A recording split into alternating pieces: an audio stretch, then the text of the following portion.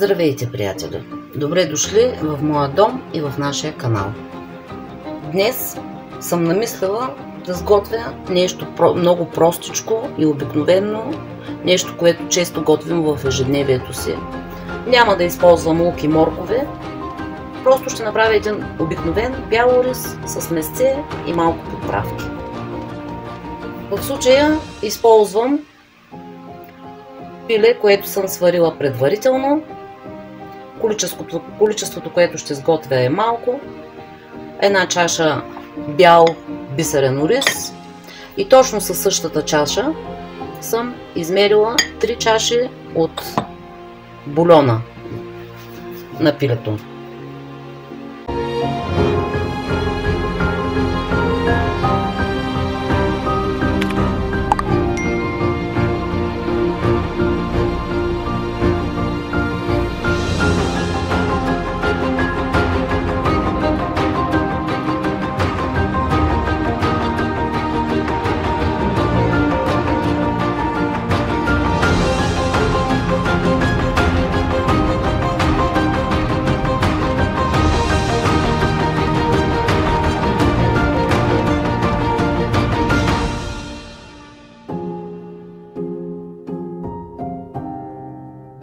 След като съм си избрала подходящия съд с подходящата големина, слагам на котлона директно тавичката, в която ще готвя, мазнинка и ориза.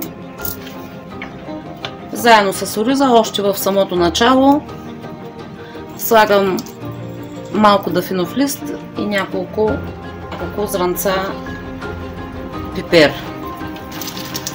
Малко сол, тъй като пилето ми е варено със сол, така че бульона е леко солен. И както казваха нашите баби, изчаквам оризът да стане стъклен, като го разбърквам често.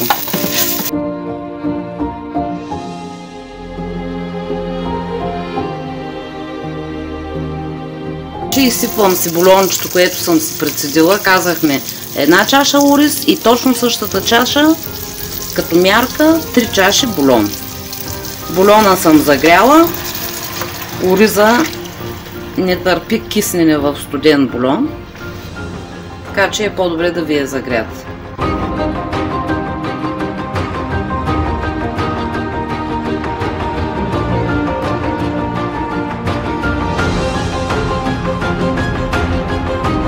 След като съм направила всичко това, пробвам бульончето на сол и на вкус. Бульонът на този етап трябва да е соленичък, за да стане след това оризът приятно солен, да не ви е безсолен. Преценете по вашия вкус и го мятам в загрятата фурна. След около 15 на минути ще го погледна и ще преценя дали да го пека още или да изключа фурната.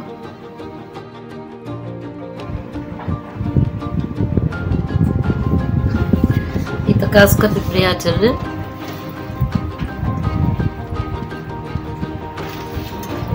точно след 17 минути, ето, оризът вече е набъбнал, но все още има, не е поел всичкия бульон, пилето е леко запечено. Точно в това положение, ако искате да имате хубав ориз, който не е разварен и не е слепнал, точно в това положение изключвам фурната и оставям на остатъчната температура да се досготви.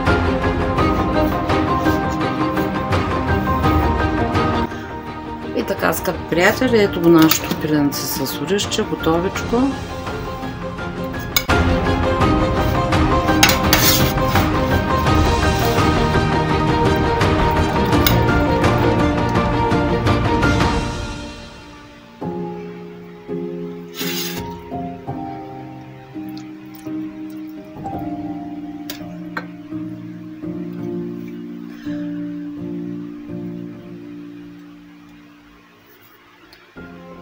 Пожелавам ви хубава и уютна вечер.